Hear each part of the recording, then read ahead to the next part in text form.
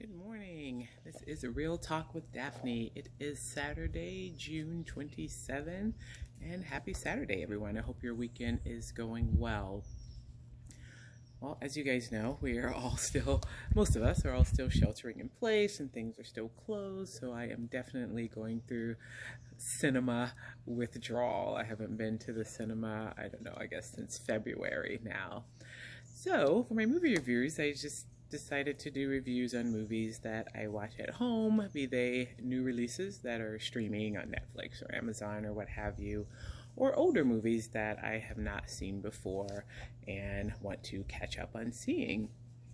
So this movie review is for the movie Snowpiercer, which is directed by Boon Jun-Ho, who's the same director that did the great Parasite that won Best Picture at this year's Academy Awards. So my friend John Feinstein and I, is a really good friend of mine, and we would normally, pre-COVID, meet up at my house, watch a movie, and we could literally spend 4 or 5 hours discussing the movie in person, right? Having some drinks and some dinner or what have you. So I really miss those times. So we decided to get together on Zoom last night to watch Snowpiercer and then discuss it. Well, we were plagued with technical difficulties, and I'm not super tech savvy, but I'm tech savvy enough. So is John, and we don't think it was our fault.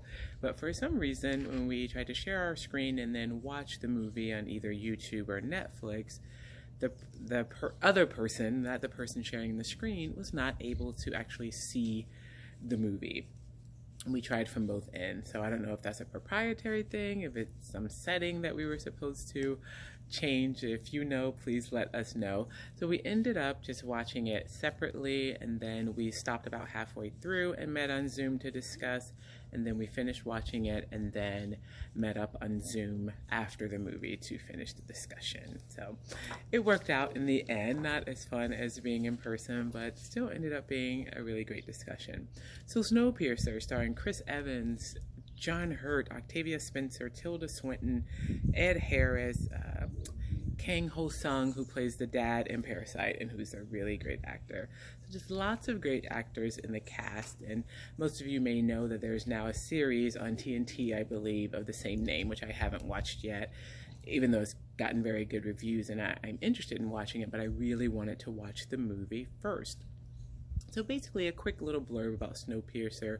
It is set in a post-apocalyptic dystopian, if you will.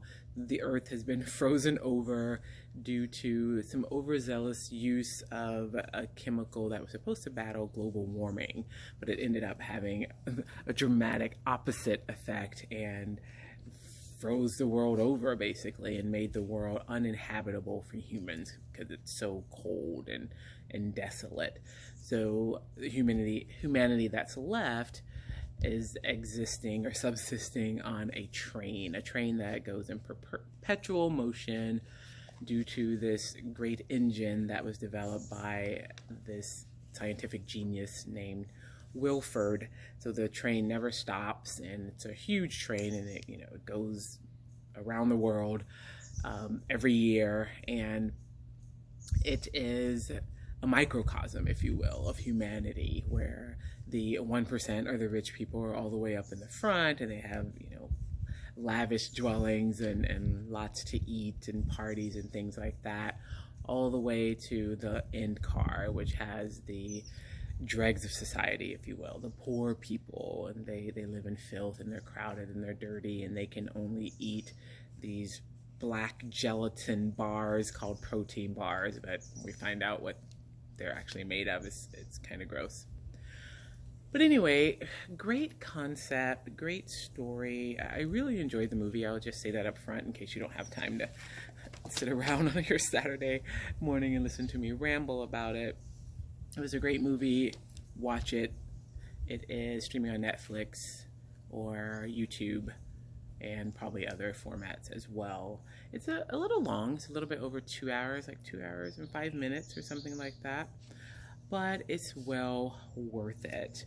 And I really enjoyed basically the story. The pace of the story was not rushed, even though it's a long movie, and a lot happens. It wasn't rushed. They took their time building up the story of how this group, led by Chris Evans, whose name is Curtis in the movie, the group of poor people that decide to revolt and try to make their way up to the front of the train so that they can take control of the water supply and the engine and basically change their destinies. And they've been on this train for 17 years. So some of the children were actually born on the train, and they're referred to as train babies.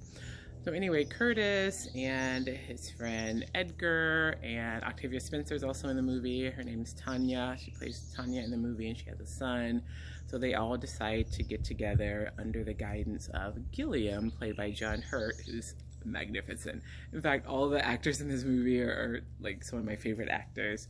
So that in itself makes it worth seeing. So they decide to get together to, plan this revolt to try to get to the front. So there's lots of drama and action and violence on their pursuit to getting to the front of the train. No spoilers here. I won't give anything away because I really do want you to watch it and leave your review in the comments, if you will. Or leave me a link to if you're doing a video review of it. I'd love to hear other thoughts and interpretations on the movie. I intentionally try not to read too much about a movie before I see it because I don't really want to know what the director's interpretation was. I want to form my own interpretation, and then later I'll see like, oh, he actually meant this, but I thought it was this. So when John and I were discussing the movie, we had a lot of different thoughts about it. I thought that the engine and Wilford represented God and Christianity. John thought that it represented capitalism, which definitely makes sense. And maybe we were both right, because in a way, especially in our society, in Western civilization, capitalism is sort of like a god, right? And there's this fear that if capitalism falls, all of humanity will just stop and die, if you will, even if just figuratively, like life as we know it would just stop. So I thought that was a really good analogy for the engine, the perpetual engine that controls things. In the way that in the movie, they kept referring to people's stations in life and how some things are preordained, and one of those things are station in life.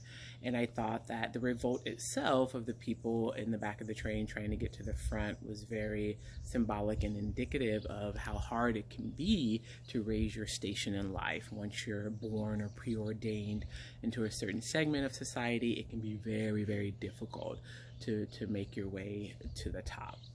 So I thought that was awesome. Tilda Swinton's character, Minister Mason, she stole the show for me. I love Tilda Swinton. I've never seen her in anything where she did badly. And every movie she's in is a great movie, in my opinion, because she's in it. And her character was just amazing. She's almost unrecognizable with the prosthetics and the dental appliance she wears in the movie, but her character just steals the show and is worth watching, especially if you're a Tilda Swinton fan. And also just the cinematography, the visual aspects of the film is very beautiful as the revolutionary group is making its way to the front of the train. We see the different cars of the train. We see, what looks like a beautiful outside garden, what looks like the sea and being underwater. We see, nightclubs, we see saunas, we see all of these things that are indicative of things in life, where they're all housed on this train, this perpetual locomotive. So very visually stunning, beautifully shot. A little rougher than Parasite, of course. I mean, this movie is like 2014, so it's like 6 years older than Parasite. So I think Boon Jun-Ho has definitely sort of risen on the stylistic scale, and Parasite is much sleeker and modern. But this is a timeless tale. I mean, I found myself, seeing how brutal the guards were to the people in the back of the train, sort of equating that with what's going on in the world today with police brutality. I could equate some of the characters with, Trump supporters or, Republicans versus Democrats, and definitely the whole classism and class wars that we know is a big part of life in America being played out in the movie. So that it was really timely, even though it is 6 years old. So overall, out of 5 stars, I give it a perfect 5-star rating, just like I did with Parasite. It's a really, really good movie. Again, a little long, but not too long. It doesn't seem, dragged out at all. I wouldn't say, oh, they could have ended that 20 minutes earlier like I do with a lot of movies that's over 2 hours. It was perfect, perfectly paced. The ending was not disappointing. I don't want to give too much away, but it's just really a magnificent, timely, relevant, deep, substantive, poignant movie, and you must watch it. This has been Real Talk with Daphne. I hope you guys enjoy the rest of your weekend.